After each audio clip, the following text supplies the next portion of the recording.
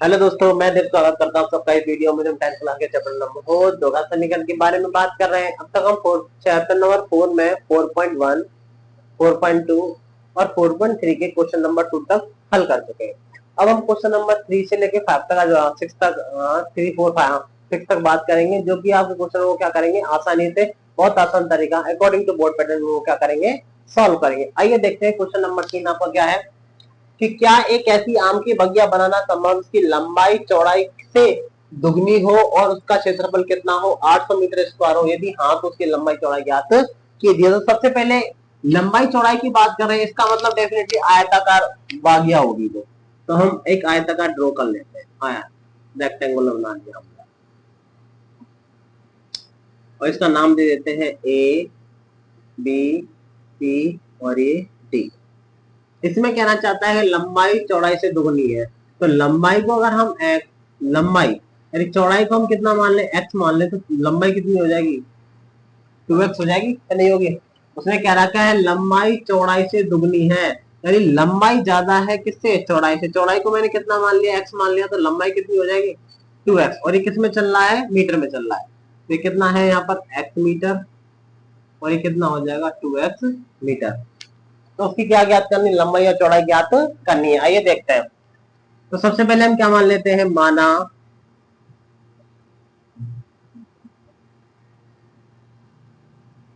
आयताकार बाग की चौड़ाई कितनी मानी हमने, x मीटर मानी। तो लंबाई कितनी हो जाएगी हमारी, इसकी दुगनी है तो कितना हो जाएगा 2x। फिर क्या कहना चाहता है, दुगनी है और उसका क्षेत्रफल कितना है 800 मीटर। अब क्षेत्रफल आयताकार बाग का क्षेत्रफल आपको कितना दे रखा है 800 मीटर स्क्वायर। और आयत का क्षेत्रफल क्या होता है, आयत का क्षेत्रफल क्या होता है, लंबाई इंटू चौड़ाई। ये किसके बराबर हो जाएगा, 800 के बराबर हो जाएगा। अब तो लंबाई का मान कितना है 2x और x, चौड़ाई का मान कितना है x बराबर कितना हो जाएगा 800। 2x का मल्टीप्लेक्स से करेंगे कितना हो जाएगा 2x स्क्वायर बराबर कितना हो जाएगा 800। यहाँ से x स्क्वायर की वैल्यू निकालेंगे तो कितना हो जाएगा 800/2।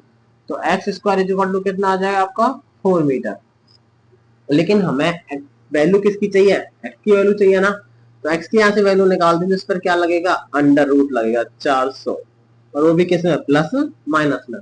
तो अगर हम गौर से देखें 400 का अंडर रूट कितना होता है, x बराबर कितना होता है, प्लस माइनस का कितना हो जाता है 20 मीटर। 20 मीटर अगर हमारा, हाँ 20 प्लस माइनस का 20 मीटर होता है। तो कहने का मतलब एक मान तो कैसे x बराबर प्लस का 20 मीटर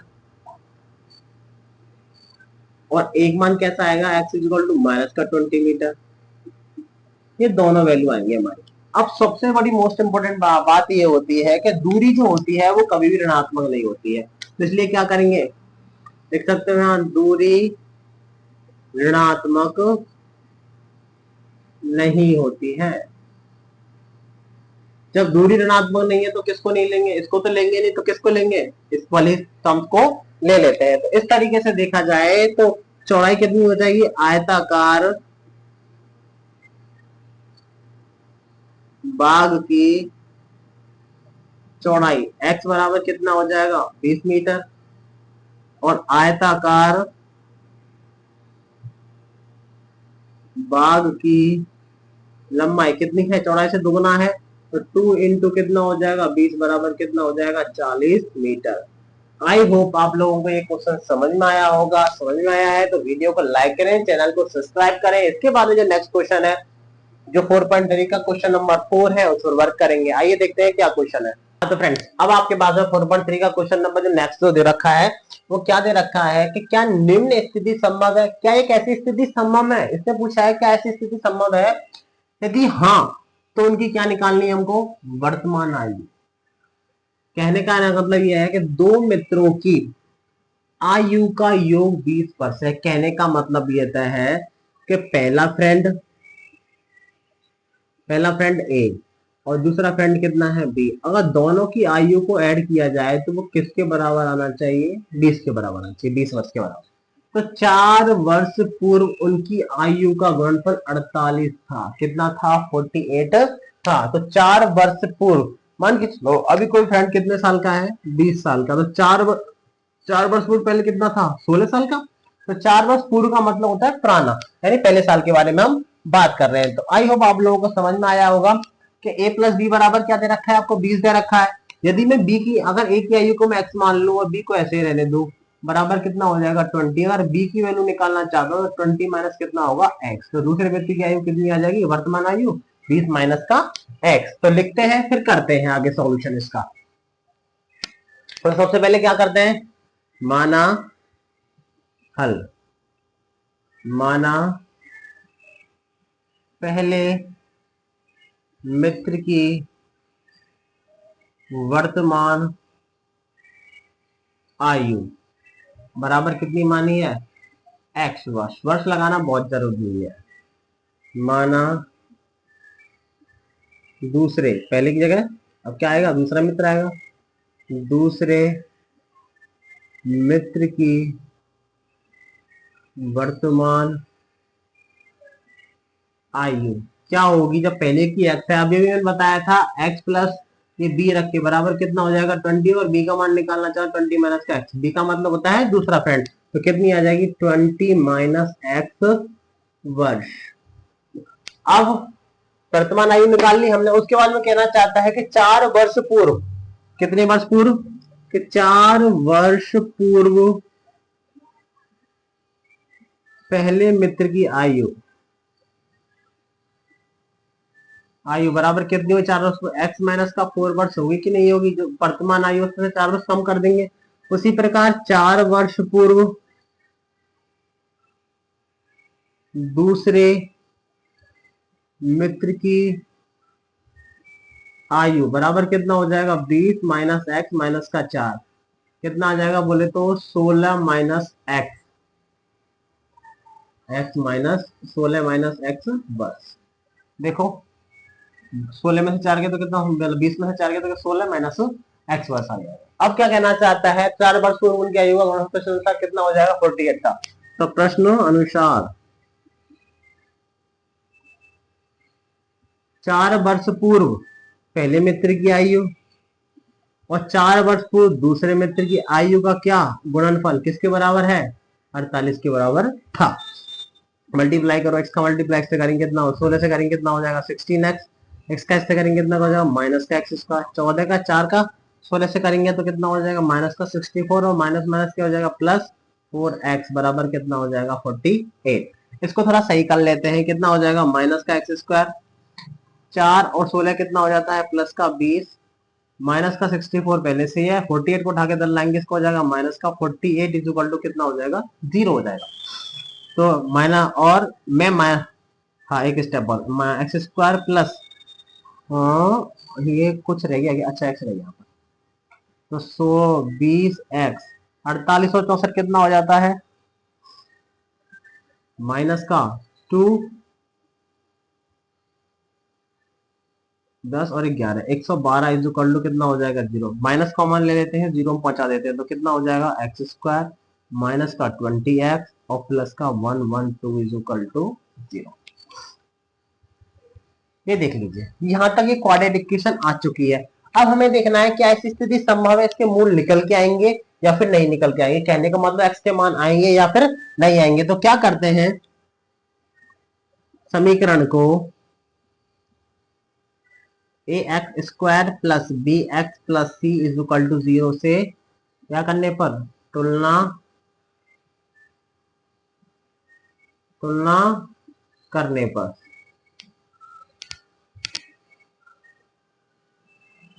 तुलना करने पर अगर तुलना करते हैं तो a बराबर हमारा यहाँ पर कितना हो जाता है? cos के according 1। b is equal to हमारा कितना होता है? माइनस का 20। और c इज इक्वल टू कितना होता है? 112। अब तो वही जो हम पहले सीख के आए हैं, क्या लक्षित क्या है? डिस्क्रिमिनेंट वाला फॉर्मूला लगाते हैं। इससे हमें पता चल जाएगा कि इसके मूल होंगे या फिर ऐसी स्थिति संभव हो सकती है नहीं हो सकती है। तो क्या निकालेंगे? d is equal to B square minus 4ac। तो b की वैल्यू कितनी है हमारी? माइनस का 20 का होल स्क्वायर माइनस 4 इंटू ए का मान कितना है हमारा? 1 इंटू बी का मान कितना है 112। गौर से देखा जाए तो इन दोनों को मल्टीप्लाई करते हैं तो कितना, मतलब उसका स्क्वायर करेंगे कितना हो जाएगा 400, और इन दोनों का मल्टीप्लाई करने पर 4 दूना 8 और 11 चौक 44, 400 कितना हो जाता है 48 आ रहा है। तो 448 में 4 से आते हैं माइनस का 48 इज लेस देन 0, यानी इसका मतलब ये हुआ कि जो डी का मान डिस्क्रीमेंट यानी विविक्तीकरण करने पर जो मान आ रहा है वो कितना आ रहा है माइनस का 48 आ रहा है, क्योंकि 0 से क्या है छोटा है। इस स्थिति में तो मूल होते नहीं है, अतः मूल काल्पनिक होंगे, काल्पनिक होंगे। अब काल्पनिक होंगे तो कोई सोल्यूशन, कोई हल नहीं, कोई हल नहीं होगा इसका, कोई हल नहीं। अतः कह सकते हैं, अतः इस प्रकार की कोई स्थिति स्थिति संभव नहीं है। अब इससे हमें ये पता चल जाता है, जिसकी मैंने विवेकीकरण करने से डी बराबर बी स्क्वायर माइनस का 4ac वाली जो कंडीशन हमने कल सिखाई थी वो लगाने से पता चल जाता है कि आगे क्वेश्चन हल होगा या फिर नहीं होगा। माइनस का 40 आ रहा था 8 आ रहा है, इसका मतलब हम कह सकते हैं कि ये क्वेश्चन जो है आगे दे रखा है, ऐसी स्थिति जो दे रखी है दिया हुआ है, ऐसा सॉल्यूशन ऐसी स्थिति कोई संभव नहीं है। आई होप आप लोगों को समझ में आया होगा। इसके बाद में इसका नेक्स्ट क्वेश्चन है क्वेश्चन नंबर 5, उस पर वर्क करते हैं। अब आपके पास तो क्वेश्चन नंबर 5 जो दे रखा है उसे चेक कर लेते हैं। ये 4.3 का लास्ट एंड फाइनल क्वेश्चन है। तो देखते हैं, क्या परिमाप 80 मीटर तथा क्षेत्रफल 400 मीटर स्क्वायर के एक पार्क को बनाना संभव है? यदि हाँ तो उसकी लंबाई और चौड़ाई क्या कर दीजिए, याद करनी है। अब गौर से देखें, अगर परिमाप ये इसका मतलब ये आयताकार पार्क होगा कोई, यानी ए बी सी डी एक रफ ड्राइंग बना ली हमने। इसका परिमाप कितना दे रखा है 80 मीटर दे रखा है, क्षेत्रफल कितना दे रखा है 400 मीटर दे रखा है। क्या ऐसा पार्क बनाना संभव है? यदि हाँ तो उसकी लंबाई और चौड़ाई क्या करनी है हमको, याद करनी है। तो सबसे पहले क्या करते हैं, इसकी लंबाई और चौड़ाई ही क्या कर लेते हैं, मान लेते हैं। माना आयताकार पार्क की लंबाई बराबर हम कितना मान रहे हैं x मीटर माना है, और इसकी चौड़ाई हम कितना मान लेते हैं y मीटर मान लिया हमने। फिर क्या कहना चाहते हैं, तो इसका परिमाप कितना दे रखा है, आयताकार, हाँ परिमाप पहले लिखा, अच्छा आयताकार बाग का परिमाप कितना दे रखा है आपको 80 मीटर दे रखा है। और परिमाप का फॉर्मूला क्या होता है सबको पता है, 2 इंटू लंबाई प्लस चौड़ाई। ये तुम्हारा क्या होता है, आयताकार बाग का परिमाप का क्या होता है, फॉर्मूला होता है। तो आप सब जानते हैं कि 2 इंटू लंबाई का मान कितना है हमारे पास में x माना है हमने, और चौड़ाई का मान कितना माना है हमने y माना है, इक्वल टू कितना हो जाएगा 80 मीटर के बराबर हो जाएगा। यहाँ से अगर मैं x प्लस वाई की वैल्यू निकालता हूँ तो 80 बट्टे में कितना हो जाएगा 2, और x plus Y is equal to कितना हो जाएगा 40। ये हमारा इक्वेशन नंबर क्या निकल के आ जाता है, फर्स्ट निकल के आ जाता है। और क्या दे रखा है, आयताकार बाग का क्षेत्रफल हमको कितना दे रखा है, आयताकार बाग का क्षेत्रफल कितना दे रखा है हमको 400 मीटर स्क्वायर दे रखा है।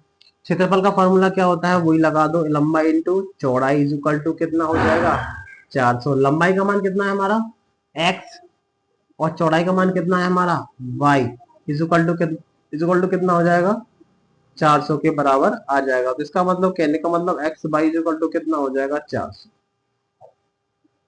लेकिन इसमें एक्स वाई में समीकरण चल रहा है, अगर हम इस ऊपर वाले समीकरण में से किसी एक का वेरिएबल का मान निकाल के यहाँ रख दे तो समीकरण एक्स और वाई में चल जाएगा, फिर हमारी क्वाड्रेटिक इक्वेशन बन जाएगी, उससे हम आसानी से क्या कर पाएंगे, सॉल्व कर पाएंगे। तो इसको समीकरण नंबर 2 दे दो।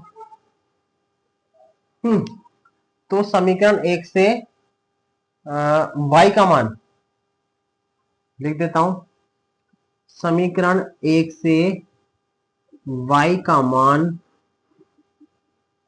समीकरण 2 में रखने पर, तो सबसे पहले फर्स्ट ऑफ ऑल ये देख लेते हैं समीकरण 1 से y का मान क्या निकल के आएगा, फिर समीकरण नंबर 1।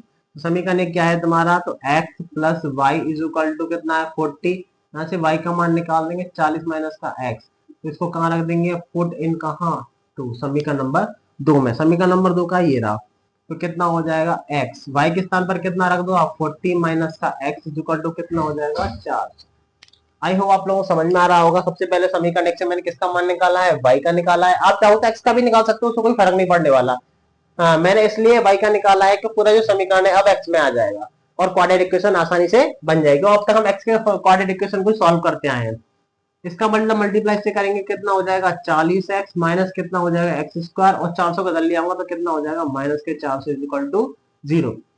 इसको थोड़ा सही कर दें तो माइनस का एक्स स्क्वायर प्लस का 40x माइनस के 400 इज इक्वल टू 0 हो जाएगा। माइनस को कॉमन लेते हो 0 में फेंक देते हैं तो कितना हो जाएगा एक्स स्क्वायर, अंदर के सारे चिन्ह बदल जाएंगे, 40x प्लस के 400 इज इक्वल टू क्या हो जाएगा 0। अब क्वाड्रेटिक इक्वेशन बन गई है। अब ये देख लेते हैं क्या ऐसा संभव है या फिर नहीं है। तो सबसे पहले क्या निकालोगे d। हाँ यहाँ पर मुझे बता दो, यहाँ अकॉर्डिंग टू उस क्वेश्चन के अंदर तो a बराबर कितना है 1 है, X square B x plus C equal to 0, तो b बराबर कितना है माइनस के 40 है और c बराबर कितना है आपका 400 है। तो d निकालते हैं सबसे पहले, तो कैसे निकालेंगे, B square minus 4ac, p का मतलब कितना है माइनस के 40 का होल स्क्वायर माइनस 4 इंटू ए का मान कितना है 1 और c का मान कितना हो जाएगा 400। तो 400 पर कितना हो जाता है 1600 माइनस 4 चौक 1600, तो इज इक्वल टू ये तो किसके बराबर आ रहा है 0 का बराबर आ रहा है। इसका मतलब ऐसी स्थिति संभव तो है क्योंकि ये किसके बराबर आ रहा है 0 के बराबर। तो मूल किसके, अगर है मूल निकालो तो मूल कैसे होंगे, तो मूल क्या आएंगे तुम्हारे, मूल वास्तविक व समान होंगे और स्थिति भी कैसी हो जाएगी, संभव हो जाएगी, क्योंकि हमें पता है कि स्थिति किस किस जगह पर संभव होती है, जब d बराबर बी स्क्वायर माइनस का 4ac ग्रेटर देन 0 हो और d बराबर बी स्क्वायर माइनस के 4ac इज इक्वल टू 0 हो और d बराबर बी स्क्वायर माइनस का 4ac लेस देन 0 होने पर वो स्थिति संभव नहीं होती है। तो ये आ चुका है। इसके बाद में हम द्विघाती सूत्र से कर सकते हैं आसानी से। तो क्या होता है द्विघाती सूत्र, x बराबर क्या होता है माइनस का b plus minus under root of B square minus 4ac upon कितना हो जाएगा 2a। वैल्यू पुट करते हैं तो कितना हो जाएगा x is equal to minus D का मतलब कितना हो जाएगा माइनस माइनस के 40 प्लस माइनस अंडर में कितना हो जाएगा 0 अपॉन 2 इंटू ए का मान कितना है 1। 0 क्या रखा क्योंकि इसकी वैल्यू कितनी है हमारे पास में 0। तो x इज इक्वल टू कितना हो जाएगा 40 प्लस माइनस का 0 अपॉन 2, प्लस लेने पर पहले प्लस साइन लेते हैं तो कितना हो जाएगा x is equal to 40 plus 0 upon 2, तो x बराबर कितना हो जाएगा 40 बट्टे में 2, तो और x बराबर कितना हो जाएगा 20 मीटर। ये आपका फर्स्ट वैल्यू आ चुका है। x बराबर आपके पास में कितना है 20 मीटर। अब क्या लोगे आप, माइनस लेने पर माइनस का साइन लेते हैं, माइनस का साइन लेते हैं तो कितना आएगा x इज इक्वल टू 40 माइनस का 0 अपॉन 2, ऊपर लिखता हूं थोड़ा लेंथ बड़ा हो गया क्वेश्चन। तो x बराबर कितना हो जाएगा 40 बट्टे में 2, तो x बराबर कितना आ जाएगा, x का दूसरा मान कितना आ रहा है हमारा 20 मीटर। 20 आ जाएगा, हाँ 20 मीटर ही आएगा। तो ये दोनों वैल्यू हमारी आ चुकी है, लेकिन हमें हमारे पास में सिर्फ ओनली अभी x का मान आया, x का मतलब लंबाई का मान आया है। अब इनमें से कोई भी x का मान दोनों का सेम आ रहा है तो किस मान को पुट इन कहाँ, पुट मान रखना इन मान अंदर, समीकरण नंबर कहाँ, यहाँ रख दीजिए आप समीकरण नंबर 1 में। एक से जो वैल्यू निकाली थी वहां रख दो। तो क्या था y इक्वल टू 40 माइनस का x था, तो y बराबर कितना होगा 40 माइनस का 20, x की वैल्यू वही तो आ रही है, तो y बराबर कितना हो जाएगा 20 मीटर। तो इसका मतलब कितना, इसका मतलब ये हुआ कि लंबाई x बराबर कितनी आ रही है 20 मीटर आ रही है और चौड़ाई y बराबर कितना आ रहा है, वो भी कितना आ रहा है 20 मीटर आ रहा है। आप चाहो तो इस क्वेश्चन को इस फॉर्मेट के अकॉर्डिंग ना करो, मतलब यहाँ तक लेने के बाद में, इस कंडीशन तक लेने के बाद में आप इसे क्वाड्रेटिक इक्वेशन से भी आसानी से कर सकते हो, लेकिन इसमें द्विघाती सूत्र का यूज हो रहा था तो मैंने इसे किससे कर दिया, द्विघाती सूत्र से यूज कर दिया। आई होप आप लोगों को ये समझ में आया होगा। समझ में आया है तो वीडियो को लाइक करें, चैनल को सब्सक्राइब करें और ज्यादा से ज्यादा जगह पर इसको क्या करें, शेयर करें। Thank you so much. इस तरीके से आपको क्या होता है 4.3 एक्सरसाइज क्या हो जाती है, कंप्लीट हो जाती है। Thank you so much.